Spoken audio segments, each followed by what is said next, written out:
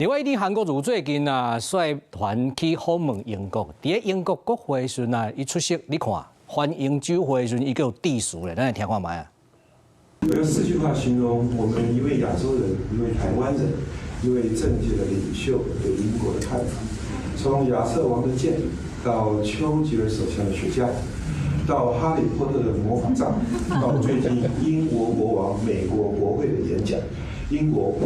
一而再、再而三帶給世界所有的人民無限的驚奇。丘吉爾的雪茄代表英國這個民族在任何苦難的時候、面臨到挑戰的時候，絕不退縮 ，Never surrender。